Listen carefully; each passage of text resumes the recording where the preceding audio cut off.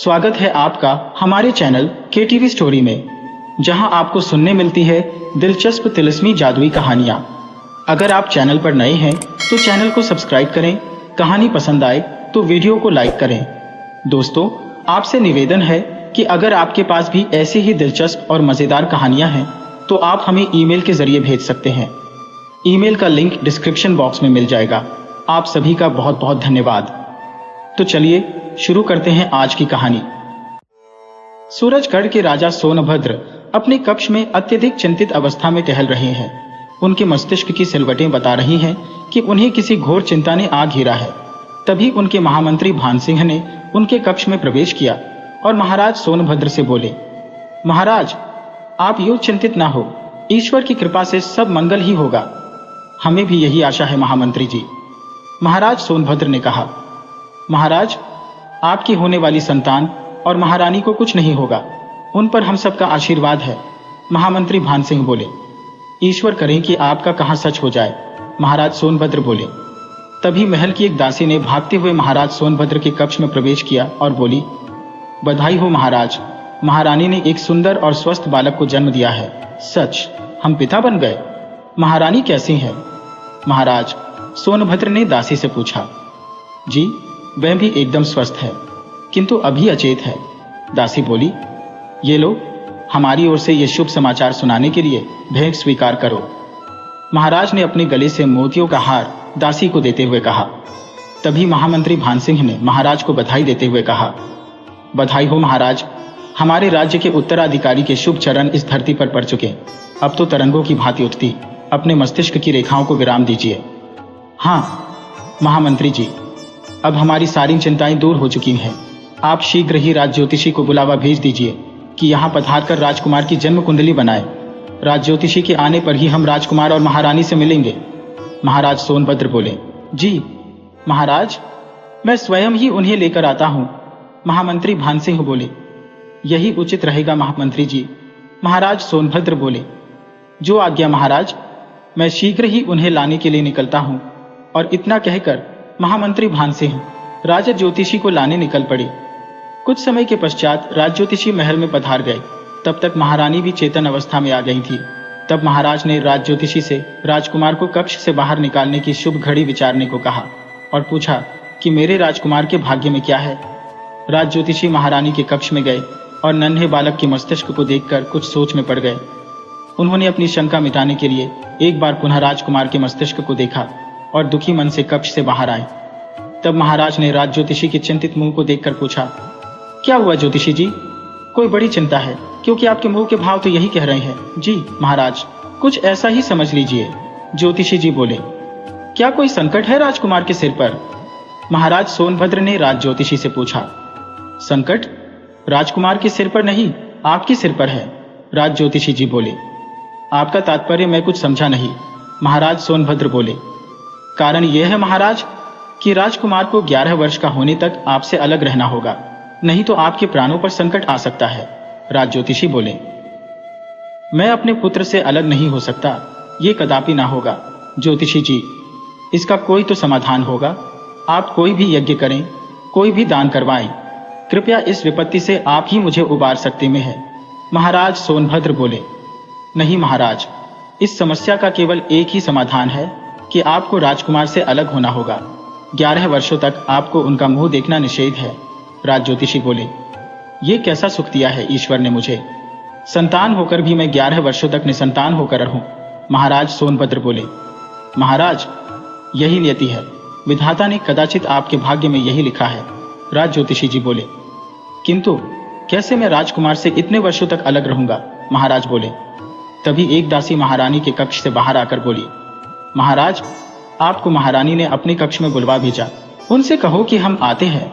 महाराज सोनभद्र बोले, किंतु महाराज, उन्होंने कहा कि आप कुछ समय पश्चात ही उनके कक्ष में पधारें, क्योंकि राजकुमार अभी उनके कक्ष में है।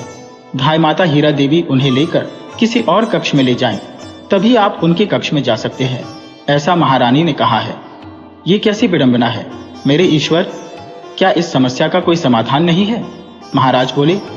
तभी महामंत्री भानसिंह बोले, महाराज, राजकुमार की धाय मां अब से मेरी बहन हीरा देवी है। मैंने ही अपनी बहन से राजकुमार को संभालने के लिए कहा है। मैं किसी अपरिचित महिला को इस कार्य के लिए नियुक्त न कर सका। महामंत्री जी, बहुत बहुत उपकार आपका। मैं कैसे आपकी इस कृतज्ञता का बोझ उतार पाऊंगा? महाराज सोनभद्र बोले। इसमें कृतज्ञता कैसी महाराज? मेरी बड़ी बहन निसंतान है। उपकार तो आपने उस पर किया है। आपके राजकुमार के द्वारा वो ममता से अपना परिचय करेगी। महामंत्री भानसिंह बोले। इस प्रकार कुछ समय के पश्चात महाराज ने महारानी के कक्ष में प्रवेश किया। महाराज सोनभद्र महारानी विजयलक्ष्मी के समीप गए और बोले, महारानी, आप ही बताएं कि मैं क्या करूं। इतने वर्षों की प्रतीक्षा के उपरांत हमारे यहाँ ये शुभ घड़ी आई है और मैं इतना असहाय हूं कि अपनी संतान का मुंह भी नहीं देख सकता। महाराज, इसी विषय पर बात करने के लिए ही मैंने आपको बुलवाया है। महारानी विजयलक्ष्मी बोली। अब इसमें विचार करने योग्य कुछ भी नहीं रह गया है महारानी, क्योंकि इस समस्या का एक ही समाधान है कि मैं 11 वर्षों तक राजकुमार का मुंह न देखूं। महाराज सोनभद्र बोले। किंतु महाराज, ये कैसे संभव होगा? कैसे आप अपने मन को समझा पाएंगे? महारानी विजयलक्ष्मी बोली। कुछ भी हो, मन को तो समझाना ही पड़ेगा। महाराज सोनभद्र बोले। तो मैं ऐसा करती हूं कि 11 वर्षों के लिए राजकुमार और धाई माता के संग किसी और स्थान पर चली जाती हो, ताकि राजकुमार से आप न मिल सके। महारानी विजयलक्ष्मी बोली। नहीं प्रिय, ऐसा मत कहो। 11 वर्षों तक का ही तो पुत्र वियोग है, परंतु यदि आप भी मुझसे विलग हो गई तो मैं किस प्रकार जी पाऊंगा? आप मेरे संग है तो कम से कम मेरा ढाढ़स बंधा रहेगा और आप मुझे राजकुमार के बारे में सब बातें बताती रहेंगी। आपके मुंह से ही मैं उसका कुशलता के बारे में जानकर प्रसन्न हो जाया करूंगा। महाराज सोनभद्र बोले। जैसा आप उचित समझें स्वामी। मेरी सभी प्रसन्नताएं तो आपसे जुड़ी हैं। आप प्रसन्न तो मैं भी प्रसन्न। महारानी विजयलक्ष्मी बोली। तो महारानी, अब मैं महामंत्री जी से बोल देता हूं कि राजकुमार के नामकरण और जन्मोत्सव की तैयारियां प्रारंभ करें। आसपास के सभी पड़ोसी राज्यों को इस शुभ समाचार का निमंत्रण भेजा जाए। सारे राज्य को नई दुल्हन की भांति सजाया जाए। राज्य का कोई भी व्यक्ति बिना भोज के ना रह पाए। महाराज सोनभद्र बोले। किंतु महाराज, एक चिंता से मेरा मन अत्यधिक ग्रसित है। बस, महारानी विजयलक्ष्मी बोली। वो क्या है प्रिय, जिसकी सोच में आप इतनी अधीर हुई जाती हैं? महाराज सोनभद्र ने पूछा।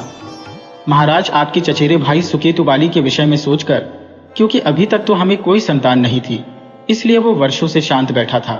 क्योंकि उसे ऐसा प्रतीत हो रहा था कि इस राज्य पर केवल उसी का अधिकार है। उसे ये भी आशा था कि इस राज्य का अगला उत्तराधिकारी वो ही होगा। किंतु राजकुमार के आने के उपरांत उसका ये स्वप्न टूट गया होगा और भविष्य में राजकुमार के प्राणों पर भी संकट आ सकता है। महारानी विजयलक्ष्मी बोली। आप चिंतित ना हो महारानी, तो हम इस शुभ समाचार की सूचना उसे नहीं पहुंचाएंगे और ना ही सुकेतु बाली को निमंत्रण भेजेंगे। महाराज सोनभद्र ने महारानी विजयलक्ष्मी से कहा। यही उचित रहेगा महाराज। वो बहुत निम्न कोटि का विश्वासघाती व्यक्ति है। पिछली बार उसने आपसे विश्वासघात करके आपको बंधक बना लिया था। वो तो हमारे महामंत्री जी को गुप्तचरों द्वारा ज्ञात हो गया था कि आपको किस स्थान पर बंधक बनाया गया है, तो सेना के साथ जाकर उन्होंने आपको मुक्त करा लिया। महारानी विजयलक्ष्मी बोली। हाँ महारानी, वो व्यक्ति विश्वास करने के योग्य नहीं है। मैं कदापि भी उसे निमंत्रण नहीं दूंगा। महाराज बोले। जी महाराज, तो आप महामंत्री जी से कहकर राजकुमार के जन्मोत्सव की तैयारियां कीजिए। मैं धाई माता हीरा देवी से कुछ वार्तालाप करना चाहती हूँ। महारानी विजयलक्ष्मी बोली। जी महारानी, आपको विश्राम की भी तो आवश्यकता है। अब आप विश्राम करें, मैं अब जाता हूँ। और इतना कहकर महाराज महारानी विजयलक्ष्मी के कक्ष से चले गए। आज प्रातः से ही राजकुमार के जन्मोत्सव एवं नामकरण की तैयारियां प्रारंभ हो चुकी है। महाराज जहां तहां जाकर सारे रखरखाव को अपने अनुसार देख रहे हैं। राज पंडित भी यज्ञ के लिए पधार चुके हैं। महामंत्री जी यज्ञ के लिए राजकुमार को अपनी गोद में लेकर बैठे हैं, क्योंकि महाराज तो बैठ नहीं सकते, इसलिए। इधर महाराज अपने कक्ष में महारानी के संग बैठे हैं जब तक कि यज्ञ की विधि पूर्ण नहीं हो जाती। दूसरी ओर महल के प्रांगण में राज्य के नागरिकों का भोज भी निरंतर चल रहा है। दूसरी ओर पड़ोसी राज्यों के राजाओं का सेवा सत्कार अतिथि गृह में हो रहा है। यज्ञ की विधि पूर्ण हुई और राज पंडित ने राजकुमार का नामकरण किया। राजकुमार का नाम उन्होंने सहस्त्रबाहु रखा। यह शुभ समाचार महाराज को देने के लिए महामंत्री जी ने एक दास से कहा, और वो दास महाराज के कक्ष में जाकर बोला। बधाई हो महाराज, राज पंडित ने राजकुमार का नाम सहस्त्रबाहु रखा है। महाराज ने अपनी उंगली की हीरे की अंगूठी उतारकर उस दास को दे दी। दास प्रसन्न होकर चला गया। महाराज सोनभद्र प्रसन्न होकर अपनी महारानी से इस विषय पर वार्तालाप कर ही रहे थे कि तभी महाराज के चचेरे भाई सुकेतुबाली ने महाराज के कक्ष में प्रवेश किया और बोला, महाराज, आपने मुझे इस विषय में सूचित नहीं किया कि आप पिता बन गए, परंतु कोई बात नहीं, मैं स्वयं ही उपस्थित हो गया। मुझे अपने भतीजे के जन्म पर अत्यधिक प्रसन्नता है। मेरी शुभकामनाएं स्वीकार करें। कोई बात नहीं, अब आ ही गए हो तो भोज करके अवश्य जाना, महाराज सोनभद्र बोले। अवश्य महाराज, हम सब तो और भी कुछ करने आए हैं, सुकेतुबाली बोला। क्या तात्पर्य है तुम्हारा? सुकेतुबाली से सोनभद्र ने पूछा। बस यही महाराज कि मैं आपको और महारानी को बंदी बनाने आया हूं, सुकेतुबाली बोला। परंतु क्यों? हमने तुम्हारे साथ कुछ ऐसा तो नहीं किया जिसका तुम हमसे प्रतिशोध लो, महारानी विजय लक्ष्मी ने पूछा। कुछ नहीं भाभी श्री, आप इस राज्य की महारानी हैं, बस यही बात मेरी चिंता का कारण है, सुकेतुबाली बोला। परंतु इस राज्य के उत्तराधिकारी तो महाराज ही होने चाहिए, क्योंकि इनसे पहले महाराज के पिताश्री ही इस राज्य के महाराज थे, महारानी विजय लक्ष्मी बोली। बस भाभी श्री, आपको जितना बोलना था बोल चुकी। अरे जादूगर अघोरनाथ, तुम अपना कार्य पूर्ण करो, सुकेतुबाली बोला। जी, जैसी आपकी आज्ञा। और इतना कहते ही जादूगर अघोरनाथ ने महाराज सोनभद्र और महारानी विजय लक्ष्मी को तोता और मैना में परिवर्तित कर दिया और शीघ्र ही सुकेतुबाली ने उन्हें पिंजरे में बंदी बना लिया। ये सब जब महारानी की दासी ने देखा तो वो शीघ्र ही महामंत्री को सूचना देने भागी, परंतु सुकेतुबाली ने उसकी ओर कटार से प्रहार किया। सुकेतुबाली की कटार दासी की पीठ पर जा लगी, किंतु दासी ने जब वहां से भागने का प्रयास किया तो उसे ऐसा प्रतीत हुआ कि वो अब आगे नहीं बढ़ पाएगी। तब उसने राजमहल की गलियारी के वातायन से ही महल के प्रांगण में राजकुमार को अपनी गोद में लिए हुए महामंत्री भानसिंह को उच्च स्वर में पुकारा। महामंत्री जी, राजकुमार के प्राणों की रक्षा कीजिए, उनके प्राण संकट में है। तभी महामंत्री जी ने वातायन की ओर देखा कि सुकेतुबाली उस दासी को बलपूर्वक उसके केशों द्वारा पकड़ कर ले गया। अब महामंत्री जी को पूरी बात समझ में आ गई और उन्होंने बिना कुछ विचारे ही निकट में ही खड़ी अपनी बहन हीरा देवी को साथ लेवाया। राजकुमार को गोद में उठाकर रथ की ओर भागे। जब तक सुकेतुबाली कुछ कर पाता, वे राजमहल से भागने में सफल भी हो गए, और वो तब तक भागते रहे जब तक कि वो किसी सुरक्षित स्थान पर ना पहुंच गए, और वो स्थान था ज्ञानेश्वर ऋषि का आश्रम। महामंत्री जी ने आश्रम से बहुत दूर रथ को रोका और हीरा देवी से बोले, हीरा, अब हमें से पैदल ही जाना होगा। मैं तुम्हें और राजकुमार को गुरुदेव के समक्ष छोड़कर पुनः राजमहल वापस जाऊंगा, ताकि मैं महाराज और महारानी के विषय में जान सकूं कि उस दुष्ट सुकेतुबाली ने उन दोनों के साथ क्या किया है। और मुझे तुम्हारे स्वामी घगनन को भी तो लाना है। तुम दोनों इस वन में गुरुदेव के निकट बिल्कुल सुरक्षित हो। कुछ ही समय में तीनों ज्ञानेश्वर ऋषि के आश्रम में थे। तब महामंत्री जी ने ऋषि से कहा, गुरुदेव, कृपया इस बालक की रक्षा कीजिए, इसके प्राण संकट में है। हाँ वत्स, तुम चिंतित ना हो, अब ये हमारी शरण में है, अब इसे कुछ नहीं होगा, ऋषि ज्ञानेश्वर बोले। बहुत बहुत आभार गुरुदेव, मैं अब चलता हूँ। आप इन दोनों की सुरक्षा कीजिए। मैं वापस राजमहल जाकर महाराज और महारानी की स्थिति देखकर आता हूँ। साथ में अपने बहनोई घगनन को लेकर लौटूंगा। महामंत्री भानसिंह बोले, तुम्हें वहां वेश बदलकर जाना होगा, नहीं तो शत्रु तुम्हें पहचान लेगा, ऋषि ज्ञानेश्वर बोले। किंतु मैं ऐसा कौन सा वेश धरूं कि शत्रु मुझे पहचान ही ना पा पाए, महामंत्री भानसिंह ने ऋषि ज्ञानेश्वर से पूछा। तुम ऐसा करो पुत्र, एक नर्तकी का वेश धर कर जाऊं। संग में मैं अपने एक दो शिष्यों को भी भेज देता हूं, जो उनमें से एक गायक होगा और दूसरा मृदंग बजाने वाला, ऋषि ज्ञानेश्वर बोले। यही उचित रहेगा गुरुदेव, तो शीघ्र ही मैं वेश बदलता हूं और आप अपने दोनों शिष्यों को भी बुलवा लीजिए, महामंत्री भानसिंह बोले। हाँ वत्स, तुम भीतर चलो, मैं तुम्हारी ऋषि माता को बुलाकर तुम्हारे निकट उपस्थित होता हूँ। वो तुम्हारा श्रृंगार करने में तुम्हारी सहायता करेंगी, ऋषि ज्ञानेश्वर बोले। बहुत बहुत आभार गुरुदेव। बस किसी भी भांति मुझे राज परिवार की सुरक्षा करनी है। आप इसमें मेरी सहायता कर रही हैं। आपका मुझ पर बहुत बहुत उपकार है, महामंत्री भानसिंह बोले। इसमें उपकार कैसा वत्स? सोनभद्र मेरा भी तो शिष्य रह चुका है, एवं वो एक अत्यंत दयालु और न्यायप्रिय राजा है। उसके राज्य के नागरिक उसका अत्यधिक आदर करते हैं। सो ऐसे राजा की सहायता करने में भला मुझे क्या आपत्ति हो सकती है? अब शीघ्रता से वेश बदलो एवं राजा की सहायता हेतु शीघ्र राजमहल पहुंचो, वहां न जाने उन दोनों की क्या स्थिति हो। ऋषि ज्ञानेश्वर बोले, जी गुरुदेव। चलिए। इतना कहकर भान सिंह वेश बदलने हेतु गुरुदेव की कुटिया में पहुंचा और कुछ समय पश्चात भान सिंह ने अपने 2 सहायकों के संग राजमहल की ओर प्रस्थान किया। कुछ ही समय उपरांत वो राजमहल पहुंच गया। वहां के राज दरबारियों ने उन्हें राजमहल के भीतर प्रवेश करने से रोक दिया। तभी नर्तकी के वेश में भान सिंह बोला, अरे मैं तो एक नर्तकी हूँ, भला मुझ में राजमहल में प्रवेश करने से क्यों रोक रहे हो? मेरा रूप देखो, मेरा यौवन देखो, मेरा श्रृंगार देखो, तुम्हारे हृदय में कुछ नहीं होता मुझे देखकर। एक अपने यौवन का मंत्र किसी और पर चलाना मैं अनुमति देने वाला नहीं। उनमें से एक दरबान बोला, भला मैं किसी को क्या हानि पहुंचा सकती हो? मैंने तो अपने नृत्य और सुंदरता से पाषाण हृदयों को भी पिघला दिया है। नर्तकी बना भान सिंह बोला। सर्वप्रथम अपना नाम तो बताओ, दूसरे दरबान ने पूछा। मैं भानुमति हूं और ये मेरे सहायक हैं। भानुमति बोली, ठीक है, तुम यही ठहरो, मैं भीतर से अनुमति लेकर आता हूं। पहला दरबान बोला। भान सिंह को राजमहल के भीतर प्रवेश करने की अनुमति मिल गई। तीनों भीतर चले गए एवं भीतर जाकर भान सिंह ने एक दास से पूछा, इस राजमहल के राजा कहाँ है? हमें उनको ही नृत्य दिखाना है। हमने सुना है राजा के यहाँ राजकुमार ने जन्म लिया है। तभी दास ने मध्यम स्वर में कहा, आपको नहीं ज्ञात, कुछ समय पूर्व ही महाराज के चचेरे भाई ने महाराज एवं महारानी को जंतर मंत्र द्वारा तोता और मैना में परिवर्तित करवाकर उसी जादूगर के साथ ना जाने किस लोक में भेज दिया है एवं स्वयं राजा बनकर राज सिंहासन पर बैठ गए हैं। वो तो भला हो महामंत्री जी का, जो वो राजकुमार को यहाँ से सुरक्षित बचा कर ले गए, लेकिन नया राजा राजकुमार की खोज में है। उसे खोज कर उसकी हत्या कर देने का उसका विचार है। भगवान करें राजकुमार कभी भी उसे ना मिले। दास की बात सुनकर महामंत्री भानसिंह को सब समझ आ गया, परंतु अब क्या किए जाए?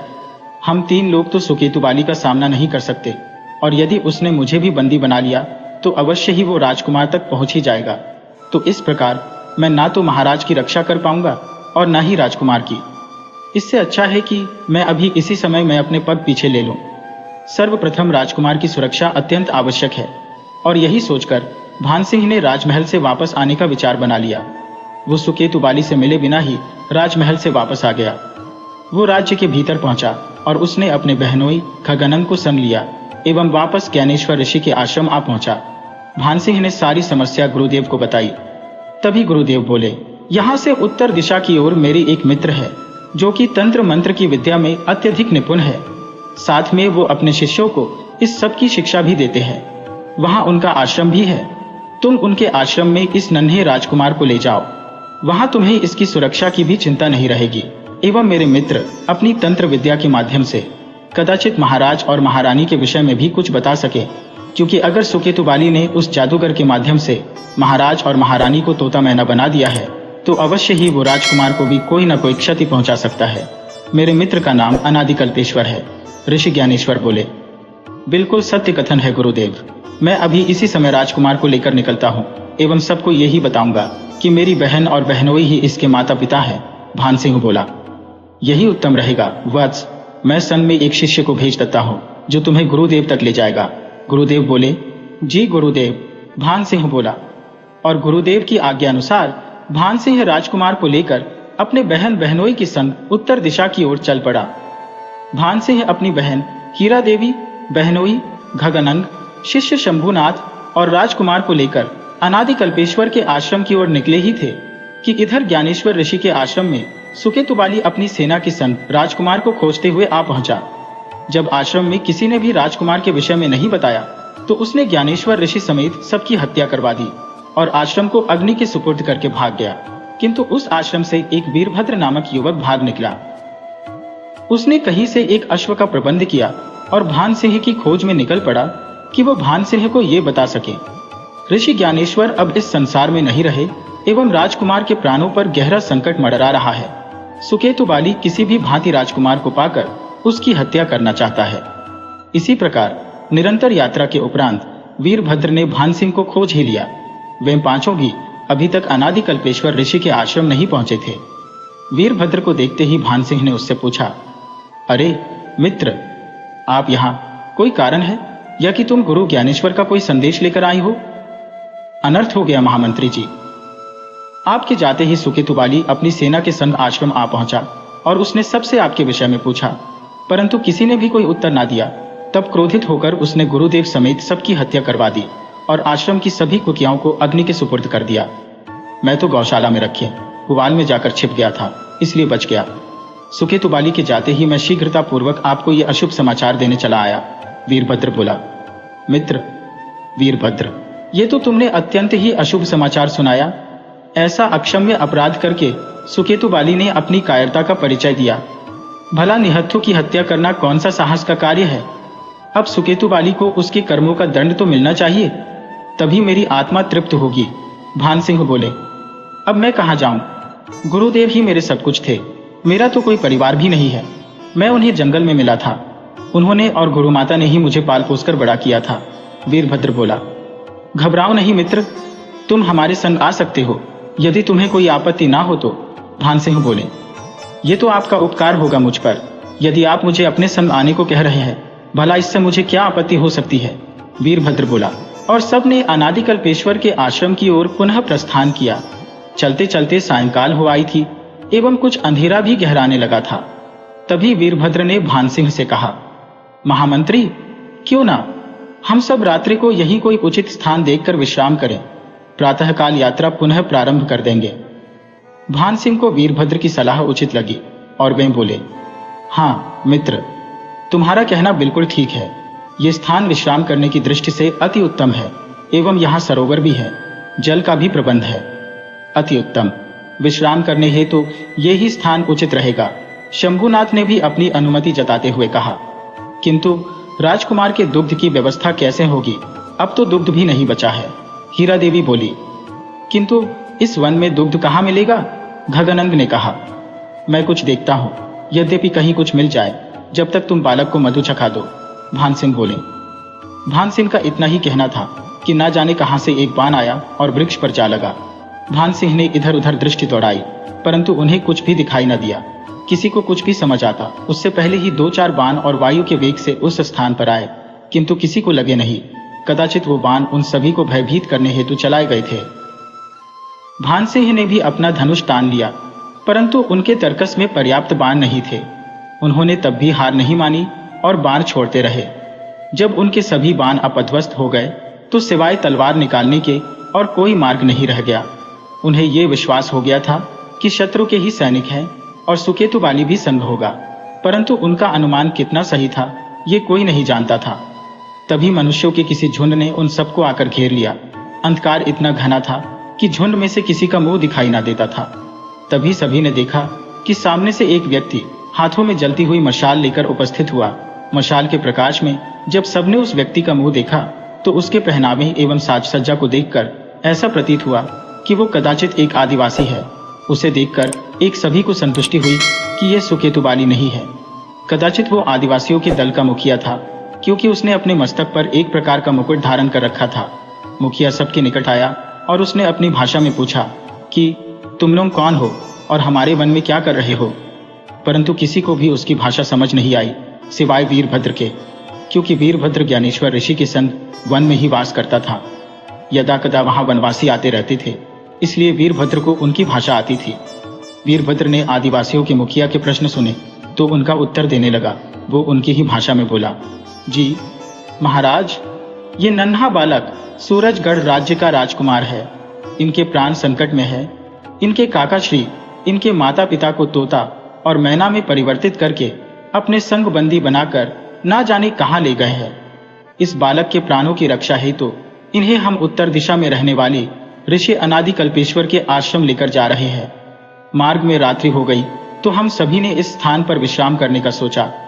यदि आपको कोई आपत्ति ना हो तो क्या हम सभी इस स्थान पर ठहर सकते हैं? आदिवासियों के मुखिया ने जब वीरभद्र की बात सुनी तो उन्हें उन सभी पर दया आ गई और उन्होंने अपने आदिवासी साथियों से कहा कि इन सबको मुक्त कर दो, और सभी को मुक्त कर दिया गया। तब सभी ने हाथ जोड़कर आदिवासियों के राजा को आभार प्रकट किया।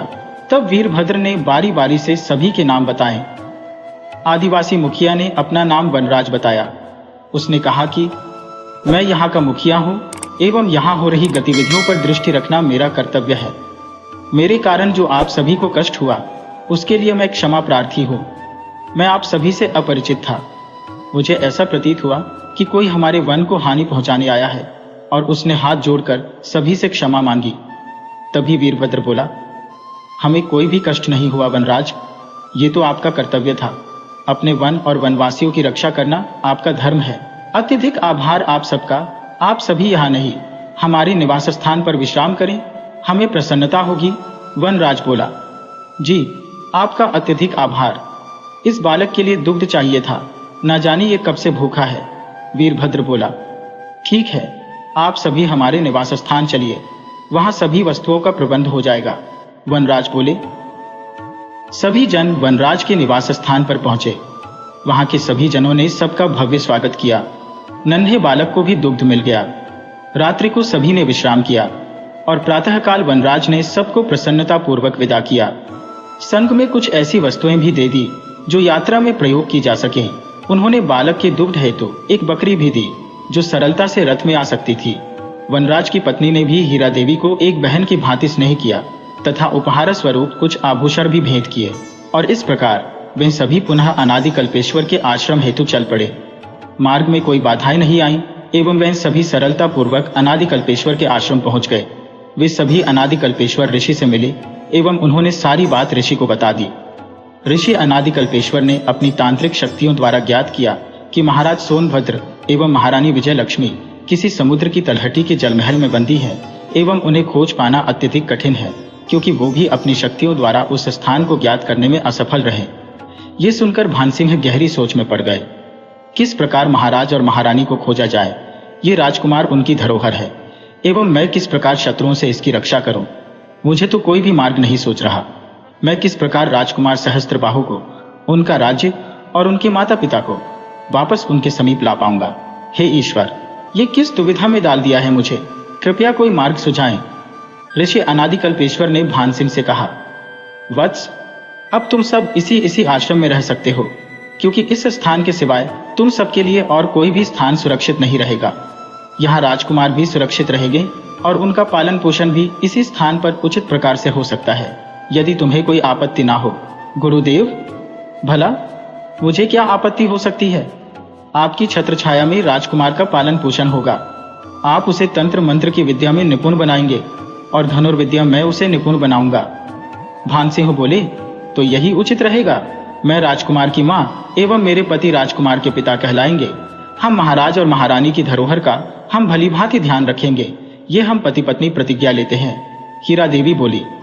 इस प्रकार राजकुमार का पालन पोषण अनादि कल्पेश्वर ऋषि के आश्रम में होने लगा। राजकुमार सहस्त्रबाहु अनादिकलेश्वर ऋषि के आश्रम में बिल्कुल सुरक्षित थे। कोई भी वशीकरण शक्तियां उन्हें कोई भी हानि नहीं पहुंचा सकती थी। उनकी रक्षा के लिए महामंत्री भानसिंह सदैव तत्पर थे और मां हीरा देवी तथा पिता घगनन उन्हें पुत्र सही दुलार दे रहे थे। इधर वीरभद्र को एक ऋषि कन्या से प्रेम हो गया। उसने ये बात भानसिंह से कही एवं भानसिंह ने उस ऋषि कन्या केतकी का विवाह वीरभद्र से करवा दिया एवं शंभुनाथ को राजा वनराज के सेवकों में से एक सेविका भागी थी जिसका नाम मधुमती था। इसलिए भानसिंह ने वनराज को यह संदेशा भेजा कि यदि आप मधुमती और शंभुनाथ के संबंध हेतु इच्छुक हो तो शीघ्र ही मुझे सूचित करें।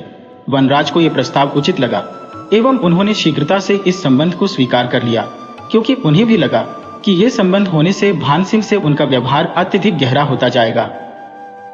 इस प्रकार वीरभद्र की वधू केतकी एवं शंभुनाथ की वधू मधुमती बन गई। अब सब प्रसन्नता पूर्वक रहने लगे। 2 वर्षों के भीतर केतकी ने एक पुत्री को जन्म दिया जिसका नाम उन्होंने सोनमयी रखा एवं मधुमती ने एक पुत्र को जन्म दिया जिसका नाम उन्होंने वीर प्रताप रखा। अब तीनों बालक शनैः शनैः बड़े हो रहे थे। तीनों आपस में लड़ते झगड़ते रहते, किंतु तीनों में प्रेम भी अत्यधिक था। इधर भानसिंह महाराज सोनभद्र और महारानी विजय लक्ष्मी को खोजने के प्रयास में निरंतर प्रयासरत रहे, किंतु कोई सफलता न मिली। जो भी जहां का ठिकाना बता देता तो भानसिंह महाराज और महारानी को खोजते वहीं पहुंच जाते। उन्होंने स्वयं से राजकुमार सहस्त्रबाहु की रक्षा का वचन लिया था एवं इस वचन के कारण उन्होंने विवाह न करने का प्रण लिया। इसी प्रकार तीनों बालक बाल्यकाल को त्याग कर युवावस्था में पहुंच गए। सहस्त्रबाहु एवं वीर प्रताप में गहरी मित्रता थी। किसी भी संकट में वह सदैव एक संग ही रहते। भान सिंह ने दोनों को युद्ध विद्या में निपुण बना दिया था। वैसे सोनमई भी युद्ध कला में निपुण थी, परंतु उतनी नहीं जितना कि सहस्त्रबाहु एवं वीर प्रताप। सोनमई तो बस वीर प्रताप एवं सहस्त्रबाहु से झगड़ती रहती। वे दोनों भी उसकी सभी इच्छाओं की पूर्ति करते रहते, क्योंकि वो उसे अपनी बहन की भांति ही मानते थे। सोनमई भी उनके लिए भी भांति भांति के व्यंजन तैयार करती रहती, क्योंकि उसे नाना प्रकार के व्यंजन पकाने में अत्यधिक रुचि थी। इसलिए सदैव अपने दोनों भाइयों को भोजन पकाकर खिलाती रहती। सहस्त्रबाहु आयु में बड़ा था, इसलिए सोनमई एवं वीर प्रताप को दोनों की बात माननी पड़ती। तीनों बच्चे सुभाषी, सुशील एवं व्यवहार कुशल थे। तीनों का आपस में भी अत्यधिक प्रेम था। तीनों भाई बहन एक दूसरे के बिन कभी भोजन न करते थे। एक रोज सहस्त्रबाहु एवं वीर प्रताप वन में आश्रम के लिए कुछ फल लाने गए। तभी सहस्त्रबाहु ने किसी नव युवती को चिल्लाते हुए सुना। नव युवती का दीर्घ स्वर सुनकर उसने वीर प्रताप से कहा, वीर वीर, तुझे कुछ सुनाई दिया? ना भ्राता, मैंने तो कुछ नहीं सुना। वीर प्रताप बोला। अरे मूर्ख, ध्यान से सुन। सहस्त्रबाहु बोला। होगा कोई वन्यजीव, हमें क्या लेना देना? वीर प्रताप बोला। कैसी बातें कर रहा है रे तू? तुझे क्या मधु काकी ने यही सिखाया है? सहस्त्रबाहु बोला। क्या कहते हो भ्राता? भला अब ये बात कहां से आ गई? वीर प्रताप ने पूछा। तो बात ही ऐसी कर रहा है, चल उस दिशा में जाकर देखते हैं कि क्या बात है। कौन चिल्ला रहा है? सहस्त्रबाहु बोला। हाँ भ्राता, चलिए, वीर प्रताप बोला। दोनों जन उस दिशा की ओर गए जहां से उस युवती का दीर्घ स्वर सुनाई दे रहा था। दोनों ने वहां जाकर देखा तो एक युवती को कोई घोड़े पर अपहरण करके ले जा रहा था एवं वो युवती सहायता हेतु बचाओ बचाओ चिल्ला रही थी। दोनों ने उस युवती को बचाने का सोचा एवं अपनी अपनी तलवारें निकालकर उस युवती की सहायता हेतु उस अपहरणकर्ता पर प्रहार किया। ये देखकर वो अपहरणकर्ता क्रोधित हो उठा। उसने अपने घोड़ी को खींचकर अंकुश लगाया। घोड़ा अपने स्थान पर खड़ा हो गया और अपनी तलवार निकाल उसने भी प्रहार करना प्रारंभ कर दिया। कुछ देर के प्रयास के उपरांत उसे सहस्त्र और वीर ने पराजित कर दिया। अपनी हार देखकर वो अपहरणकर्ता घोड़े पर सवार होकर भाग निकला। वो नवयुवती एक ओर खड़े होकर ये सब देख रही थी। जब अपहरणकर्ता भाग गया तो वीर एवं सहस्त्रबाहु उस युवती के निकट आकर बोले, आप ठीक हैं देवी जी? वीर ने पूछा। जी, मैं ठीक हूं, उस युवती ने उत्तर दिया। ये कौन था एवं आपको लेकर कहां जा रहा है? सहस्त्रबाहु ने पूछा। जी, मैं सूरजगढ़ के राजा सुकेतुबाली की पुत्री नीलमणि हूं। मैं अपने राजोपवन में विहार कर रही थी। मैंने ध्यान नहीं दिया कि पिता महाराज का कोई शत्रु उपवन में छिपकर बैठा है। उसने सबकी दृष्टि बचाकर मेरे मुंह पर हाथ रखा एवं मेरा अपहरण करके ले आया। सभी सैनिकों को जब तक सूचना मिली होगी तब तक वो मुझे यहाँ इतनी दूर ले आया। मैं सहायता हेतु उच्च स्वर में चिल्लाती रही, किंतु कोई भी मेरी सहायता हेतु न आया। आप लोगों का मैं इस सहायता हेतु कैसे आभार प्रकट करूं? कुछ समझ नहीं आता, नीलमणि बोली। इसमें आभार की क्या बात है? राजकुमारी नीलमणि, ये तो हमारा कर्तव्य था, वीर प्रताप बोला। जी, आप दोनों ने मेरे प्राणों की रक्षा की, पुनः एक बार धन्यवाद। राजकुमारी नीलमणि ने दोनों का हाथ जोड़कर आभार प्रकट किया। अब आप अपने राजमहल कैसे जाएंगी, क्योंकि अभी तो रात्रि होने वाली है? सहस्त्रबाहु बोला। जी, ये तो मैं नहीं जानती कि अब क्या करूंगी, नीलमणि बोली। तो क्यों ना आज रात्रि आप हमारे आश्रम में विश्राम करें, वीर प्रताप बोला। जी, किंतु आपके आश्रमवासी तो कोई विरोध नहीं करेंगे, नीलमणि ने पूछा। जी, हमारे आश्रमवासी तो अत्यधिक दयालु है, वे कोई भी विरोध नहीं करेंगे, वीर प्रताप बोला। जी, राजकुमारी नीलमणि, आप हमारे संग चलिए, क्योंकि केवल यही मार्ग शेष है, सहस्त्रबाहु बोला। जी, धन्यवाद। चलिए, मैं आपके आश्रम ही चलती हूँ। और इतना कहकर राजकुमारी नीलमणि दोनों के संग आश्रम की ओर चल पड़ी। मार्ग में वीर राजकुमारी नीलमणि को स्नेहमयी दृष्टि से देखता जा रहा था। अत्यधिक ध्यानपूर्वक वो उसके रूप के दर्शन कर रहा था। नीलमणि के कमर तक के लंबे केश, उभरा मस्तक, धनुषाकार भौहें, सुंदर से बड़े बड़े भूरे नयन, कमल समान होठ, सुराहीदार ग्रीवा एवं पतली कमर, नील वर्ण के वस्त्रों में सच में वो नीलमणि लग रही थी। नीलमणि के रूप ने वीर को मंत्रमुग्ध कर दिया था। सहस्त्रबाहु ने वीर प्रताप को आतुर दृष्टि से नीलमणि को देखते देखा तो उसने मन में सोचा, ऐसा प्रतीत होता है कि वीर को ये कन्या भा गई। कदाचित प्रथम दृष्टि का प्रेम इसे ही कहते हैं। प्रसन्नता हुई ये देखकर कि मेरे भाई को उचित कन्या के दर्शन हो गए, किंतु ये तो राजकुमारी है, क्या ये आश्रम में रहने वाले युवक का प्रेम स्वीकार करेंगी? ऐसा तो नहीं, वीर गलत मार्ग पर जा रहा है। सहस्त्रबाहु ये सब सोच ही रहा था कि आश्रम आ गया। तभी वीर बोला, लीजिए राजकुमारी जी, हमारा आश्रम आ गया। तभी सहस्त्रबाहु ने अपनी मां को पुकारा, मां देखो तो कौन आया है। क्या हुआ रे? हीरा देवी ने अपनी कुटिया से बाहर आकर पूछा। इन्हें देखो, सहस्त्रबाहु ने कहा। हीरा देवी ने नीलमणि की ओर एक आश्चर्य भरी दृष्टि डाली और सहस्त्रबाहु से पूछा, कौन है रे ये? किसे ले आया? मां, ये सूरजगढ़ की राजकुमारी नीलमणि है। इनके पिता सुकेतुबाली वहां के राजा है। सहस्त्रबाहु ने उत्तर दिया। ये सुनकर हीरा देवी के हृदय को एक क्षीण सा आघात लगा। उसने सोचा, इतने वर्षों से सहस्त्र को जिन लोगों से दूर रखा, वो पुनः घूमकर उसके निकट आ पहुंचे, किंतु अब मैं क्या करूं? हीरा देवी ये सोच ही रही थी कि तभी वीर ने कहा, कहां खो गई काकी? मानता हूं कि राजकुमारी सुंदर है, किंतु आप तो उनके रूप में ही खो गई। वीर की बात सुनकर राजकुमारी शर्मा गई। अरे कुछ नहीं, बस ऐसे ही सोच रही थी कि राजकुमारी जी इस कुटिया में कैसे रहेगी। हीरा देवी बोली, तो और कोई मार्ग भी नहीं है? वो कहाँ रहेंगी? आज रात्रि वो इसी आश्रम में ही ठहरेगी। मैं सोनमई को बुलाकर उससे कह देता हूँ कि वो इन्हें अपने संग ले जाए और इन्हें जो भी वस्तुओं की आवश्यकता हो ये उनसे कहे। आज रात्रि राजकुमारी सोनमई के संग ही रहेंगी, प्रातः सोचेगी कि क्या करना है। सहस्त्रबाहु बोला, हाँ यही उचित रहेगा। वीर ने शीघ्रता से उत्तर दिया, हाँ मैं जानता हूं मेरे अनुज। सहस्त्रबाहु ने कुटिल मुस्कान के संग कहा। तभी वीर ने अपने मन की बात छुपाते हुए सोनमई को पुकारा, सोनमई, ओ सोनमई, तनिक सुन तो बहना। क्या है? क्षण क्षण में सोनमई सोनमई पुकारते रहते हो, क्या मैं तुम्हारी कोई दासी हूं? सोनमई ने अपनी कुटिया के बाहर आते हुए कहा, किंतु एक ही क्षण में वो भी नीलमणि को देखकर आश्चर्य में पड़ गई। नीलमणि को देखते ही सोनमई बोली, ये अप्सरा धरती पर क्या कर रही है? अरे बहना, ये अप्सरा नहीं, सूरजगढ़ राज्य की राजकुमारी नीलमणि है। वीर प्रताप बोला, ओह, इनकी सुंदरता देखकर तो ऐसा लगता है कि मानो ये कोई अप्सरा हो। सोनमई बोली, जा सोनमई, इन्हें अपनी कुटिया में ले जा। किसी वस्तु की आवश्यकता हो तो पूछ लेना। आज रात्रि ये हमारे यहां ही विश्राम करेंगी। सहस्त्रबाहु बोला, जी भ्राता, अवश्य आपके आदेश का पालन होगा। मैं इनका ध्यान रखूंगी। आइए राजकुमारी जी, आइए आइए, सोनमई ने नीलमणि से कहा। और नीलमणि सोनमई के संग कुटिया के भीतर चली आई। कुटिया के भीतर आते ही सोनमई ने बिछाना बिछाते हुए नीलमणि से कहा, लीजिए राजकुमारी जी, आप इस बिछाने पर विराजिए। सोनमई, मुझे राजकुमारी मत कहो, मैं तो तुम्हारी सखी हूं। नीलमणि ने सोनमई से कहा, मेरी जैसी ऋषि आश्रम में रहने वाली कन्या को आपने अपनी सखी बनाने के योग्य समझा, ये तो आपकी महानता है। सोनमई बोली, ऐसा मत कहो सखी, ये महानता नहीं मानवता है। जैसे आपके भाइयों ने मेरी सहायता भी तो मानवतावश ही तो की थी। नीलमणि बोली, मेरे भाई तो हैं ही दयालु एवं बड़े हृदय वाले।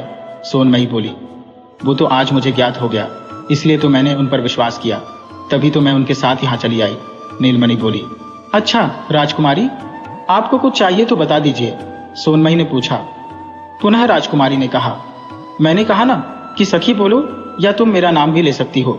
नीलमणि बोली, अच्छा नील, कुछ चाहिए तुम्हें? सोनमई ने पुनः पूछा। हाँ सखी, इन वस्त्रों और आभूषणों में विश्राम न कर पाऊंगी, कुछ आरामदायक वस्त्र मिल जाते तो अच्छा होता। नीलमणि बोली, तुम कुछ क्षण प्रतीक्षा करो, मैं तुम्हारे लिए स्वच्छ एवं आरामदायक वस्त्रों का प्रबंध करती हूँ। और इतना कहकर सोनमई कुटिया के बाहर चली गई। सोनमई के बाहर जाते ही वीर प्रताप कुटिया के भीतर आकर बोला, राजकुमारी जी, आप भोजन में क्या ग्रहण करेंगी? कृपया बताने का कष्ट करें, मां ने पूछवाया है। वह कह रही थी कि शीघ्र ही पका देंगी। जी, मैं वही खा लूंगी जो आप लोग खाते हैं। नीलमणि बोली, आप तो एक राजकुमारी है, आप हम आश्रम वासियों का भोजन कैसे ग्रहण कर सकती है? वीर प्रताप बोला, क्यों, क्या मैं मानव नहीं हूं? क्या मैं किसी अन्य ग्रह से आई हूं? जो आप ऐसी बातें कर रहे हैं मैं कब से देख रही हूं। आपने राजकुमारी राजकुमारी पुकार पुकार के मेरे मस्तिष्क को असंतुलित कर दिया है। अब भोजन के लिए पूछने चले आए। मानती हूं कि आपने मेरी सहायता की है, किंतु इसका यह तात्पर्य नहीं है कि आप हर क्षण मुझे यही अवगत कराते रहे कि आपने मेरी सहायता की है एवं मैं एक राजकुमारी हूँ। नीलमणि क्रोधित होकर बोली, परंतु राजकुमारी, मेरा यह उद्देश्य बिल्कुल भी नहीं था। आपको कोई भ्रम हुआ है।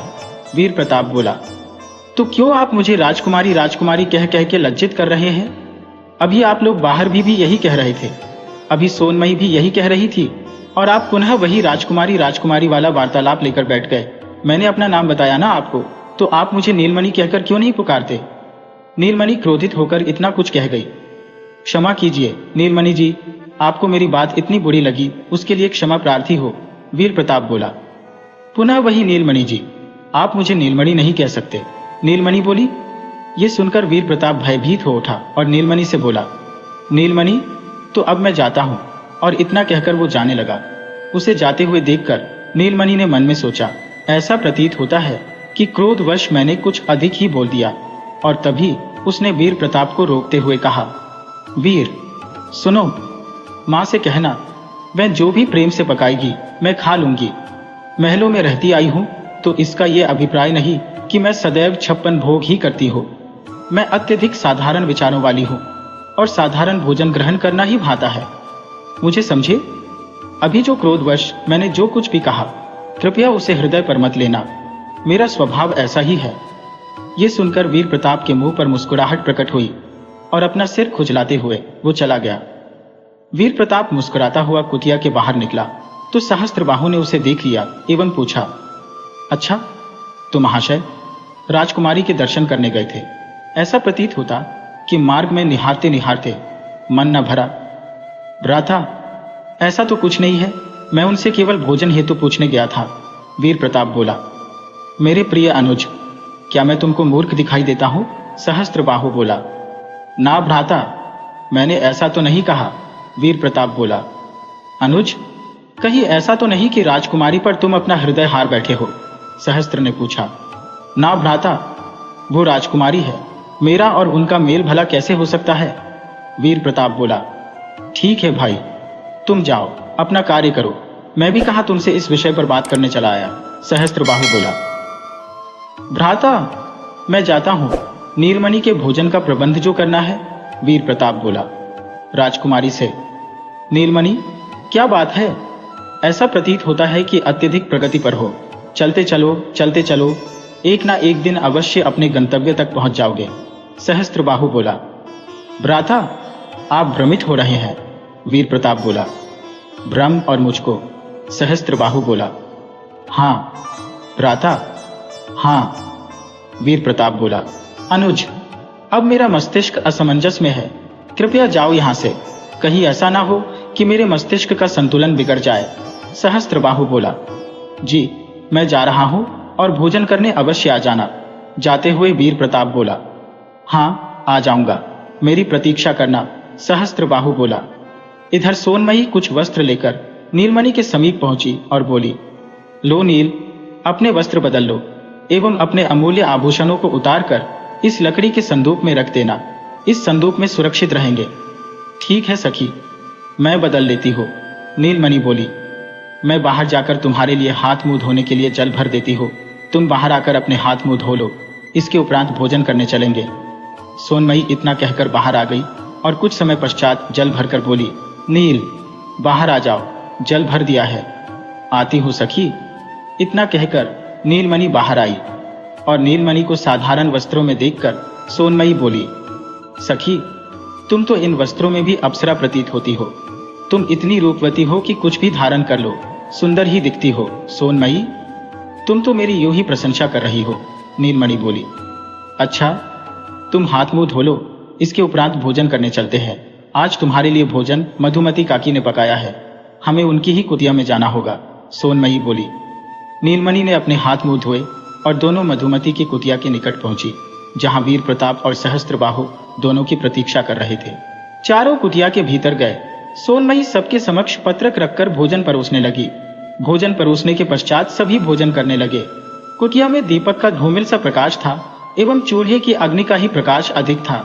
चूल्हे के प्रकाश में नीलमणि का सोने सा वर्ण अत्यधिक सुनहरा दिख रहा था। उसके कपोलों को चूमती हुई अलके अत्यधिक आकर्षित लग रही थी। उसके कमल समान अधर एक अलग ही छठा बिखेर रहे थे। नीलमणि का रूप पुनः वीर प्रताप को आकर्षित करने लगा। वीर प्रताप की दृष्टि भोजन पर कम एवं नीलमणि पर अधिक थी और ये सब सहस्त्रबाहु देख रहा था। अब तो सहस्त्रबाहु को पूर्ण विश्वास हो गया था कि अनुज वीर को नीलमणि से अवश्य ही प्रेम हो गया है। रात्रि को सोनमयी एवं नीलमणि अपने अपने बिछौने पर आकर लेटकर बातें करने लगी। सोनमयी बोली, और सखी, तुम्हारे महल में तो बहुत से दास दासियां होंगे, तुम स्वयं तो कोई कार्य करती ना होगी। हाँ सखी, जैसी तुमने कल्पना कर रखी है वैसा कुछ भी नहीं है। महलों में केवल बाह्य आकर्षण ही होता है, उसकी सुंदरता कभी भीतर जाकर देखो, वो तुम्हें सुंदर नहीं दिखेगा। कहते हैं ना कि दूर के ढोल सुहाने होते हैं, बिल्कुल वैसा ही है। इसलिए मुझे यहाँ अत्यधिक आनंद आ रहा है। मैं यहाँ प्रसन्न हूँ, यहाँ सब मुझसे अच्छा व्यवहार करते हैं। वहाँ मैं प्रसन्न नहीं हूँ। मेरी माता भी मुझे छोड़कर जा चुकी है एवं मेरे पिता महाराज का व्यवहार उनकी प्रजा के लिए निंदनीय है। वे अत्यधिक क्रूर प्रवृत्ति के हैं। वे अपने स्वार्थ हेतु किसी के भी प्राण हर लेते हैं। मैं ये देखकर अत्यधिक दुखी हो जाती हूँ। वहाँ महल में कोई ऐसा भी एक कांधा नहीं है जिस पर सिर रख के मैं अपना दुखड़ा रो सकूं। ये कहते कहते नीलमणि की आंखें भर आई। ये कैसी बातें कर रही हो सखी? इसका तात्पर्य है कि तुम वहां प्रसन्न नहीं हो? सोनमयी ने पूछा। हाँ सखी, कितना अच्छा हो कि मैं यहाँ सदैव के लिए रह जाऊं, नीलमणि बोली। परंतु तुम्हारे पिता महाराज, वे कुछ न कहेंगे? सोनमयी बोली। उन्हीं का तो भय है, नीलमणि बोली। सखी, अभी तुम विश्राम करो, इस विषय पर और कभी बात करेंगे, सोनमयी बोली। इस तरह दोनों सखियों के मध्य वार्तालाप चलता रहा। उधर अपनी कुटिया में सहस्त्रबाहु एवं वीर प्रताप विश्राम कर रहे थे। सहस्त्रबाहु ने वीर प्रताप से पूछा, तो भा ही गई नीलमणि? भ्राता, अब क्या कहूं? हृदय मस्तिष्क की बात नहीं सुन रहा है, वीर प्रताप बोला। किंतु वह एक राजकुमारी है, सहस्त्रबाहु बोला। मुझे ज्ञात है भ्राता, वीर प्रताप बोला। अच्छा, अभी विश्राम करो, प्रातः इस विषय पर चर्चा करेंगे, सहस्त्रबाहु बोला। और दोनों भाई विश्राम करने लगे। प्रातः काल हो चुकी थी, परंतु अभी तक सूर्य की किरणों ने अपनी छटा नहीं बिखेरी थी। वो बस इस प्रतीक्षा में थी कि सूर्य उन्हें कब आदेश दे एवं वे अपने प्रकाश को इस संसार में प्रसारित कर दें। अभी आकाश पर चंद्रमा का ही राज था। वृक्षों पर बैठे खगों का कलरव सुनाई दे रहा था। वन के वृक्षों के पत्रों पर अभी भी पारदर्शी ओस की बूंदें नृत्य कर रही थी। सर्वप्रथम केतकी जागी एवं सोनमयी की कुटिया के निकट आकर बोली, सोनमयी, ओ सोनमयी पुत्री, स्नान का समय हो गया है। नीलमणि को स्नान हेतु सरोवर के निकट ले जाओ, अन्यथा भीड़ इकट्ठी हो जाएगी। सोनमयी ने जैसे ही अपनी मां केतकी का स्वर सुना तो शीघ्रता से जाग उठी एवं अपनी मां को उत्तर दिया, हाँ मां, मैं जाग चुकी हूं, तुम चिंतित ना हो। सोनयमी का उत्तर सुनकर केतकी अपनी कुटिया में लौट आई। केतकी के जाने के उपरांत सोनमयी ने नीलमणि को जगाते हुए कहा, नील सखी, नीलमणि जागो, देखो भोर हो गई है। सोनमयी की बात सुनकर नीलमणि अगड़ाई लेते हुए जाग उठी और बोली, भोर हो गई क्या सखी? हाँ प्रिय, जागो, सरोवर पर स्नान करने जाना होगा, नहीं तो भीड़ इकट्ठी हो जाती है।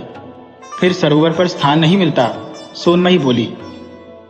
नीलमणि ने कुटिया के छोटे से वातायन से देखा तो बोली, परंतु सखी, अभी अंधेरा है। ना सखी, भोर हो चुकी है, तुम्हें खगों का कलरव सुनाई नहीं दे रहा, सोनमयी बोली। हाँ, खग तो बोल रहे हैं, तो इसका तात्पर्य है कि सच में भोर हो गई है। चलो, मैं भी उठती हूँ। वैसे कितने दूर है सरोवर? नीलमणि ने पूछा। निकट ही है, बड़े से बरगद के समीप, सोनमयी बोली। दोनों सखियां अपने अपने वस्त्र लेकर स्नान हेतु सरोवर की ओर चल पड़ी। उन दोनों ने अभी कुछ ही दूरी तय की थी कि एकाएक घुड़सवार वायु के वेग से आया और चलते घोड़े पर से ही नीलमणि को उठाया, घोड़े पर बैठाया एवं ना जाने कहां भाग गया। सोनमयी केवल चिल्लाने के सिवाय और कुछ न कर सकी। वो शीघ्रता से सूचना देने कुटिया की ओर भागी। उसने अपने अपने निवास स्थान पर चिल्लाकर कहा, राजकुमारी नीलमणि का कोई अपहरण करके ले गया, उसके प्राण संकट में है। उसकी आवाज सुनकर सहस्त्रबाहु अपनी कुटिया के बाहर आया। उसे सारी घटना के विषय में ज्ञात होते ही उसने शीघ्र ही वीर प्रताप को जगाकर कहा, वीर, जागो, राजकुमारी का कोई अपहरण करके ले गया है, हमें शीघ्रता से उन्हें खोजने जाना होगा। परंतु कैसे? कुटिया से कोई उन्हें अपहरण करके ले गया? किसने इतना साहस आ गया? वीर प्रताप बोला। कुटिया से नहीं, वो एवं सोनमयी स्नान हेतु सरोवर पर जा रही थी, तभी यह घटना घटित हुई। सहस्त्रबाहु बोला, चलिए भ्राता, शीघ्र ही राजकुमारी की खोज में चलते हैं। वीर प्रताप बोला, मैं सोच रहा था कि क्यों न सर्वप्रथम गुरुदेव अनादि कल्पेश्वर की सहायता ले। हो सकता है कि वह अपनी शक्तियों द्वारा ये ज्ञात कर सके कि राजकुमारी को वो अपहरणकर्ता किस दिशा में ले गया है। सहस्त्रबाहु बोला, आपका सुझाव तो अच्छा है, किंतु क्या गुरुदेव हमारी सहायता करेंगे? वीर प्रताप ने पूछा। हाँ, क्यों नहीं करेंगे, अवश्य वो हमारी सहायता करेंगे। सहस्त्रबाहु बोला, तो विलंब किस बात का, चलिए शीघ्र ही उनके पास चलते हैं। वीर प्रताप बोला। तभी सोनमयी भी उनकी कुटिया में आ पहुंची और बोली, आप लोगों के संग मैं भी जाऊंगी। परंतु क्यों सोनमयी, तुम्हारे ऊपर भी तो कोई संकट आ सकता है। वीर प्रताप बोला, मुझे किसी संकट की चिंता नहीं, क्योंकि वो मेरी भी तो सखी है। सोनमयी बोली, ठीक है, तुम भी चल सकती हो। सहस्त्रबाहु बोला, किंतु भ्राता, इसे कहां संभालते रहेंगे? वीर प्रताप बोला, मैं स्वयं को संभाल सकती हो एवं आवश्यकता पड़ने पर आपको भी। सोनमयी बोली, अच्छा, समय नष्ट करने से कोई लाभ नहीं, शीघ्र ही गुरुदेव के पास चलते हैं। सहस्त्रबाहु बोला, और सब गुरुदेव के पास पहुंचे और उन्हें अपनी समस्या बताई। गुरुजी ने अपनी शक्तियों का प्रयोग करके ज्ञात किया कि नीलमणि कहाँ है। गुरु अनादि कल्पेश्वर बोले, वो सदाबहार वन की ओर की गई है, एवं जो उसका अपहरण करके ले गया है वो नीलमणि का शत्रु नहीं है, वो उसे कोई हानि नहीं पहुंचाएगा। कदाचित उसकी कोई समस्या है जिसके कारण उसने नीलमणि का अपहरण किया है। तुम लोग सदाबहार वन की ओर शीघ्रता से प्रस्थान करो एवं उस व्यक्ति की समस्या ज्ञात करने का प्रयास करो। जी गुरुदेव, आपका अत्यधिक आभार सहायता है। तो सहस्त्रबाहु बोला, मेरा आशीर्वाद तुम लोगों के संग है, अब शीघ्र ही तुम लोग जाओ। गुरु अनादि कल्पेश्वर बोले, और शीघ्र ही सबने गुरुदेव का आशीर्वाद लेकर सदाबहार वन के लिए प्रस्थान किया। तीनों अपने अपने घोड़ों पर सवार सदाबहार वन की ओर चले जा रहे थे। उन्हें शीघ्र नीलमणि के पास पहुंचना था। कुछ ही समय पश्चात वो सदाबहार वन पहुंच भी गए, किंतु नीलमणि कहाँ है ये किसी को भी ज्ञात नहीं था। तीनों ने संग संग नीलमणि को खोजना प्रारंभ किया। कुछ समय खोजने के उपरांत भी नीलमणि कहीं न मिली। तब वीर प्रताप बोला, नीलमणि को खोजते खोजते तो मुझे प्यास लगाई है, चलो कहीं जल खोजते हैं।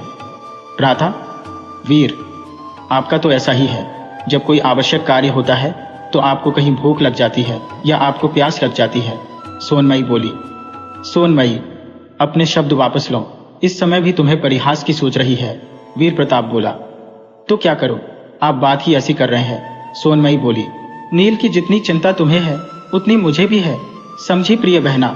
वीर प्रताप बोला, ओहो राजकुमारी से नील, भ्राता क्या हो रहा है, कहीं ये प्रेम व्रेम जैसा तो कुछ नहीं है। सोनमयी बोली, क्यों, तुझे क्यों बताऊं? वीर प्रताप बोला, अच्छा, अपने हृदय की पीड़ा सीधे राजकुमारी नीलमणि को सुनाई जाएगी। सोनमयी बोली, तो कुछ अधिक ही अनुमान लगा रही है। वीर प्रताप बोला, मैं एकदम सही अनुमान लगा रही हूँ। रात को भोजन करते समय मैंने सब देखा था। आपकी दृष्टि भोजन में कम राजकुमारी के सुंदर मुखड़े पर अधिक थी। सोनमयी बोली, हाथ ही मेरी दृष्टि राजकुमारी के मुखड़े पर बोल क्या करेंगी? वीर प्रताप बोला, आ गई ना हृदय की बात जिह्वा पर, मैं जानती थी कि ऐसा ही कुछ है। सोनमयी बोली, सहस्त्र भ्राता, देखिए ना ये कैसी बातें करती है। वीर प्रताप ने सहस्त्र से उलाहना देते हुए कहा, क्यों, सही तो कह रही है। सहस्त्रबाहु बोला, भ्राता अब आप भी। वीर प्रताप बोला, क्यों, ये सत्य नहीं है कि राजकुमारी तुम्हें भा गई है? सहस्त्रबाहु बोला, तीनों का वार्तालाप चल ही रहा था कि उन्हें कुछ स्वर सुनाई दिया। वो तीनों उस दिशा में अपने घोड़े पर सवार होकर भागे और उस स्थान पर पहुंचकर उन्होंने देखा कि वहां राजकुमारी नीलमणि एक वृक्ष से बंधी थी और एक व्यक्ति से कह रही थी कि मुझे छोड़ दो।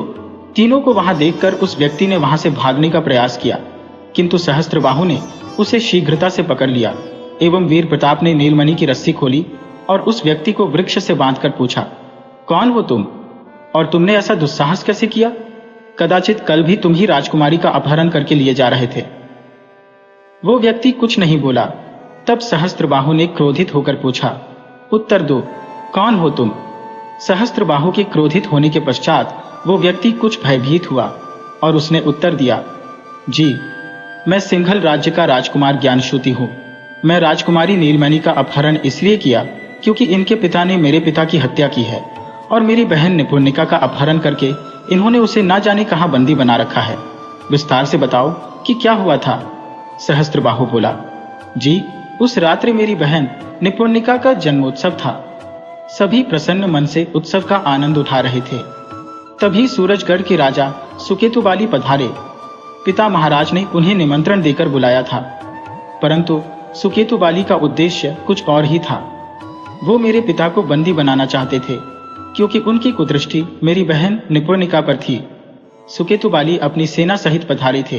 वो हमारे राज्य पर चढ़ाई करके राज्य और निपुणिका दोनों को प्राप्त करना चाहते थे। वे ऐसा प्रयास पहले भी कर चुके थे, किंतु वे ऐसा पहले नहीं कर पाए थे, क्योंकि हमारी राज्य की सेना अत्यंत शक्तिशाली थी।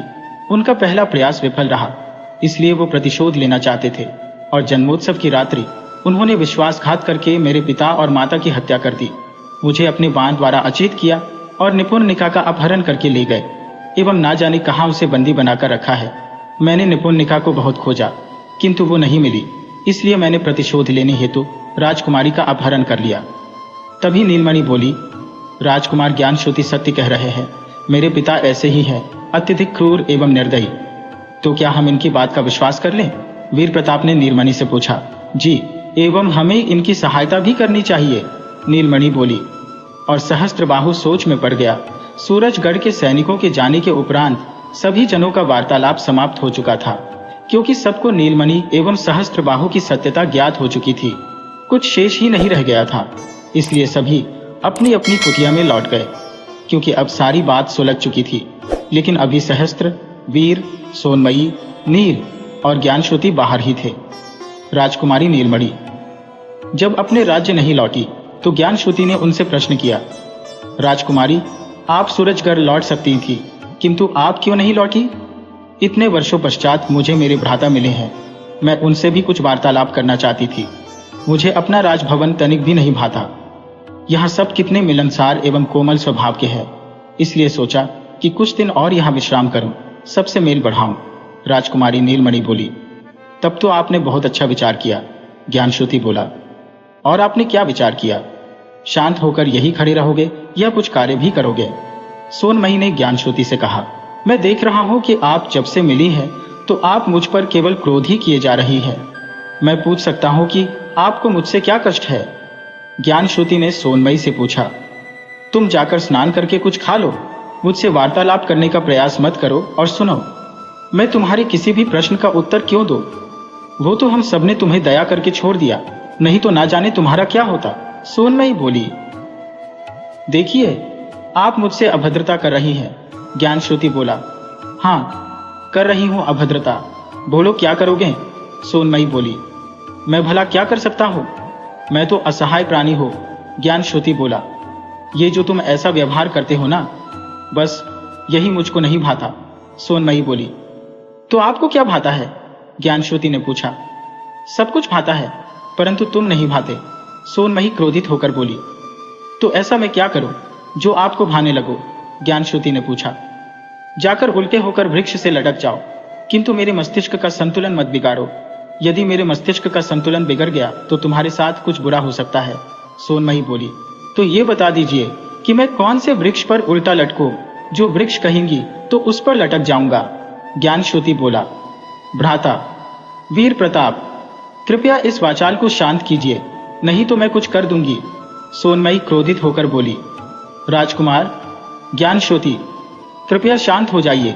आप मेरे सन सरोवर पर चलकर स्नान करने के उपरांत कुछ खाकर मेरी कुटिया में विश्राम कर लीजिए। वीर प्रताप बोला, जी भ्राता, जैसा आपका आदेश। ज्ञानश्रुति बोली, अब देखो इसे, कितनी भद्रता दिखा रहा है। भला इसके वार्तालाप से प्रतीत होता है कि ये कहीं का राजकुमार है। जब देखो आभार, जब देखो क्षमा, जब देखो आदेश। इसका अपना भी कोई अस्तित्व है या नहीं, या ऐसा अभिनय कर रहा है? आप सबने तो इस पर विश्वास कर लिया, किंतु इसके व्यवहार को देखकर मुझे अब तक इस पर विश्वास नहीं हो रहा। सोनमयी बोली, अच्छा, तो ये कारण है आपके क्रोधित होने का? ज्ञानश्रुति ने पूछा। हाँ, सोनमयी बोली, मेरा स्वभाव तो ऐसा ही है, इसलिए तो सब मुझसे प्रेम करते हैं, लेकिन एक आप ही है जो मुझ पर क्रोध करती रहती है। ज्ञानश्रुति बोला, तुम्हारा तात्पर्य क्या है कि मैं तुमसे प्रेम करने लगूं? सोनमयी ने यह पूछ तो लिया, परंतु दूसरे ही क्षण वो लजा भी गई और समय की वास्तविकता को देखते हुए नीलमणि ने बात बदलने का प्रयास किया। क्या तुम भी इनसे उलझ रही हो? चलो हम भी स्नान करके आते हैं, मुझे तो जोरों की भूख लग रही है, नीलमणि बोली। हाँ सखी, चलो, यहां से कुछ दूर एक झरना है, आज हम वहीं स्नान करके आते हैं, सोनमयी बोली। चलो तो शीघ्रता करो, वैसे भी आज इतना समय हो गया है और हमने स्नान नहीं किया। और दोनों सखियां अपने अपने वस्त्र लेकर स्नान को चल पड़ी। इधर सहस्त्र, वीर और ज्ञानश्रुति भी स्नान करने सरोवर पर चले गए। सबने स्नान के पश्चात भोजन किया और विश्राम हेतु कुटिया में आ गए। तीनों अपने अपने बिछाने पर लेटकर बातें करने लगे। सहस्त्र ने वीर प्रताप से पूछा, तो अनुज, फिर अब तुमने क्या सोचा है? किस विषय में भ्राता? वीर ने सहस्त्र से पूछा। राजकुमारी नीलमणि के विषय में, सहस्त्र बोला। मैं आपका तात्पर्य नहीं समझा भ्राता, वीर प्रताप बोला। तुमने सुना ना कि नीलमणि के पिता कितने क्रूर शासक हैं, क्या वे स्वीकार करेंगे कि तुम उनकी पुत्री से प्रेम करो? सहस्त्रबाहु बोला। अब जो भी परिणाम हो, किंतु मैं इस भय से राजकुमारी से प्रेम करना तो नहीं छोड़ सकता, वीर प्रताप बोला। सोच लो, अभी भी समय है, सहस्त्रबाहु बोला। सब सोच लिया भ्राता, वीर प्रताप बोला। मुझे तुमसे यही आशा थी, मुझे ज्ञात था कि तुम्हारा उत्तर यही होगा, एवं अब वो मेरी बहन भी है, तो मैं यही चाहता हूं कि उसे तुम जैसा निर्डर जीवन साथी मिले जो उसकी सदैव रक्षा कर सके, सहस्त्रबाहु बोला। धन्यवाद भ्राता, इस संबंध को स्वीकारने हेतु, वीर प्रताप बोला। धन्यवाद कैसा अनुज, मुझे प्रसन्नता है कि तुम्हें तुम्हारी प्रिय मिल गई, सहस्त्रबाहु बोला। जी, यदि आप दोनों के मध्य वार्तालाप समाप्त हो गया हो तो मैं तनिक विश्राम कर लो, ज्ञानश्रुति बोला। क्यों राजकुमार, भला हमारे वार्तालाप से आपको क्या आपत्ति है? वीरभद्र ने पूछा। 2 दिन हो चुके हैं भ्राता वीर, मैं सोया नहीं हो, इसलिए तनिक विश्राम करना चाहता हूं, ज्ञानश्रुति बोला। सो जाइए राजकुमार, अब हम वार्तालाप नहीं करेंगे, सहस्त्रबाहु बोला। और सभी विश्राम करने लगे। उधर सोनमयी और नीलमणि भी भोजन करने के उपरांत अपनी कुटिया में विश्राम करने पहुंची एवं नीलमणि से सोनमयी से पूछा, क्यों सखी, तुम्हें ज्ञानश्रुति पर इतना क्रोध क्यों आता है? कुछ नहीं सखी, उसके वार्तालाप पर क्रोध आता है, सोनमयी बोली। वो हृदय का कोमल है, केवल उसकी बातें ही ऐसी होती है, नीलमणि बोली। जो भी हो, परंतु मुझे उसके वार्तालाप में रुचि नहीं है, सोनमयी बोली। ठीक है, परंतु अभी विश्राम करो, नीलमणि बोली। और दोनों विश्राम करने लगी। सायंकाल का समय था। सभी विश्राम के पश्चात कुटिया से बाहर निकले। कुछ क्षण सबने वार्तालाप किया।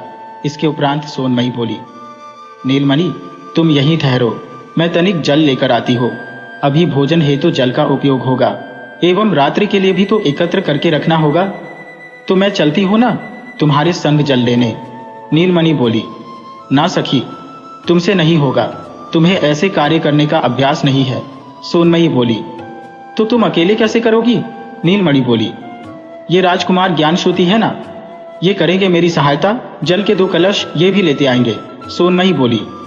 जी, मैं कैसे, मुझे तो ऐसे कार्य करने का कोई अभ्यास नहीं है, ज्ञानश्रुति बोला। तो क्या तुम नाम बस के ही राजकुमार हो? ये इतना कठिन कार्य तो नहीं है कि तुम कर ना सको, सोनयमी बोली। परंतु मैं ही क्यों, देवी सोनमयी, ज्ञानश्रुति बोला। यहां रहना है ना, तो कार्य तो करने पड़ेंगे। यदि जल नहीं भर सकते तो भोजन पकाने में सहायता करनी होगी, सोनमयी बोली। क्या कहा भोजन, ये तो मुझसे ना होगा, इससे भला है कि मैं जल की कलश ही भर लाऊं, ज्ञानश्रुति बोला। तो चलो मेरे संग झरने पर पीने का जल भरने, सोनमयी बोली। हाँ देवी सोनमयी, चलिए, ज्ञानश्रुति बोला। ये सब देखकर सब हंसने लगे और कुछ समय पश्चात दोनों जल भरने निकल पड़े। घना जंगल, बड़े बड़े वृक्ष, वृक्ष इतने घने हैं कि सूरज का प्रकाश सरलता से धरती पर नहीं पहुंचता। वन्य जीवों का भी सायंकाल को खतरा बढ़ जाता है। वह दोनों मार्ग पर चले जा रहे थे, किंतु सोनमयी ने ज्ञानश्रुति से एक वाक्य भी नहीं कहा। यह देखकर ज्ञानश्रुति ने सोनमयी से पूछा, देवी सोनयमी, सुनिए तो, क्या आप मुझसे क्रोधित हैं? जी हाँ, सोनमयी बोली। इसका कारण? ज्ञानश्रुति ने पूछा। आपकी वाचाल प्रवृत्ति, सोनमयी बोली। आप वार्तालाप नहीं करेंगी तो मार्ग कैसे कटेगा? ज्ञानश्रुति बोला। जी, मुझे आपसे वार्तालाप करने में कोई रुचि नहीं है, सोनमयी बोली। जैसी आपकी इच्छा देवी, ज्ञानश्रुति बोला। कुछ ही क्षणों में दोनों झरने पर पहुंचे, अपने अपने कलशों में जल भरकर वापस आने लगे। अभी भी सोनमयी ज्ञानश्रुति से कुछ न बोली। ज्ञानश्रुति भी इसलिए नहीं बोला कि कहीं सोनमयी पुनः उस पर क्रोध ना करने लगे। सोनमयी की गति कुछ तीव्र थी, क्योंकि उसे जल भरे कलशों को उठाने का अभ्यास था। उसने एक कलश सिर पर रखा था और एक हाथों में लेकर वो ज्ञानश्रुति से आगे आगे चल रही थी। वहीं ज्ञानश्रुति जल से भरे कलशों को उठाकर अत्यधिक कष्ट में था। सोनमयी आगे थी एवं उसके सिर पर रखे कलश के कारणवश वो ऊपर नहीं देख सकती थी, इसलिए उसने ऊंचे वृक्ष की डाल पर झुरमुट में छुपे काले तेंदुए को नहीं देखा। और जैसे ही सोनमयी वृक्ष के तले आई, उस तेंदुए ने सोनमयी पर आक्रमण कर दिया। सिर पर रखे कलश के जल ने उसके शरीर को पूर्णतः भिगो दिया एवं वो धरती पर गिर पड़ी। तेंदुए ने अवसर गंवाए बिना पुनः सोनमयी पर आक्रमण कर दिया तथा उसके पांव को अपने मुंह में भर लिया। सोनमयी अपना बचाव करने लगी।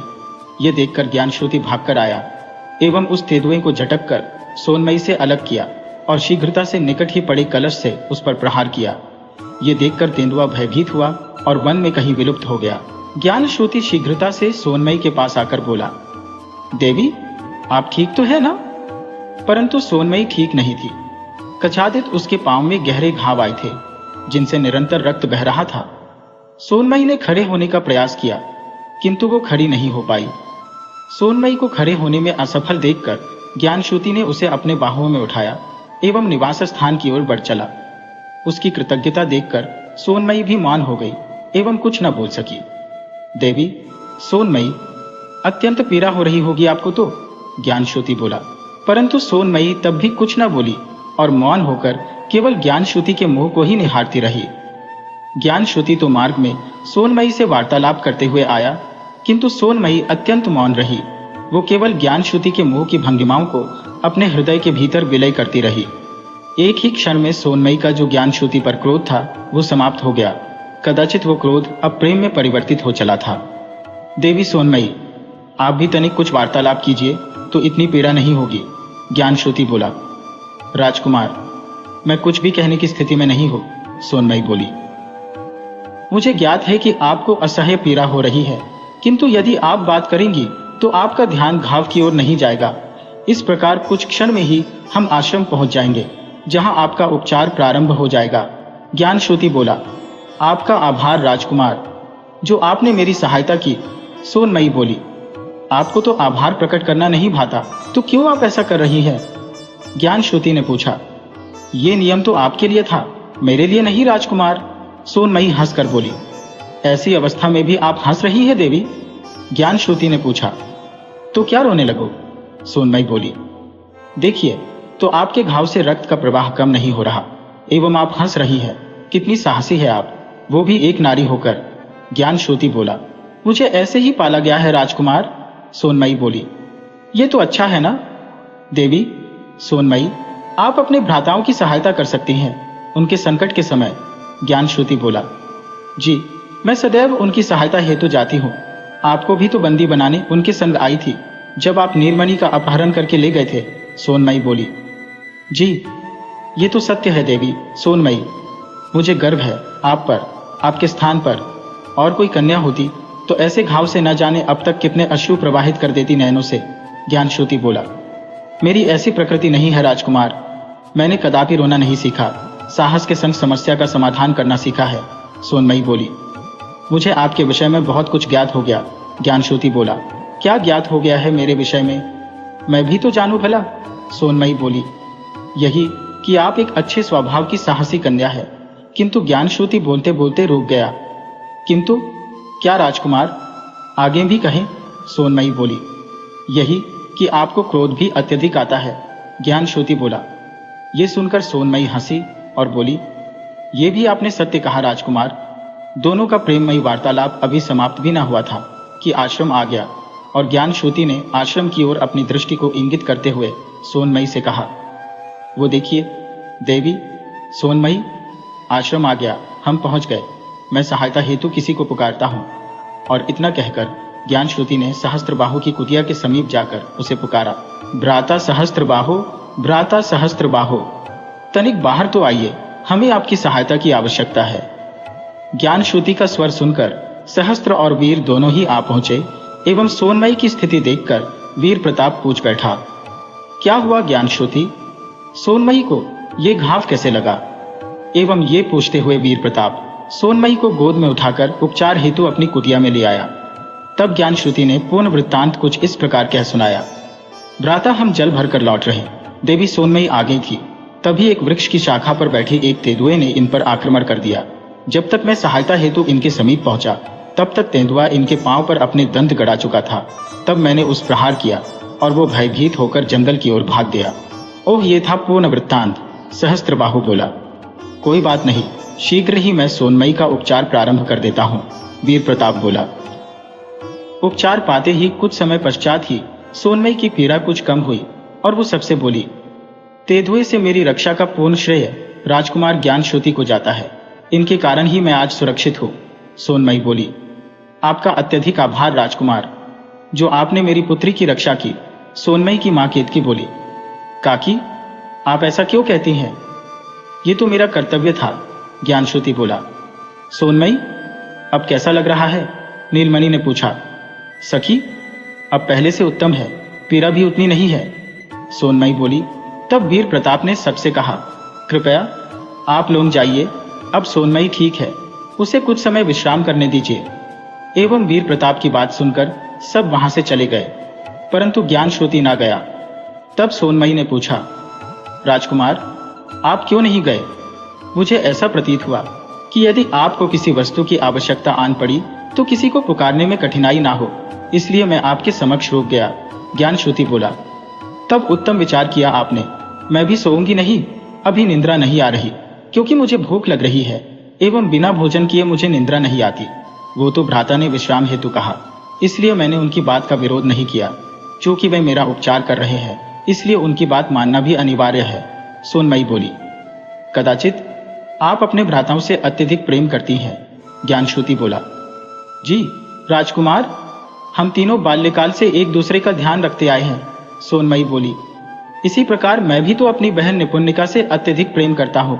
न जाने कहाँ होगी, इस समय किस संकट में पड़ी होगी, ज्ञान श्रुति बोला। आप चिंता ना करें राजकुमार, मैं भ्राताओं से इस विषय पर शीघ्र ही वार्तालाप करती हूँ। निपुणिका जहां भी होगी उसे हम सब मिलकर संकट से उबार लेंगे, सोनमयी बोली। मैं आप सबसे ऐसी ही आशा करता हूँ, ज्ञान श्रुति बोला।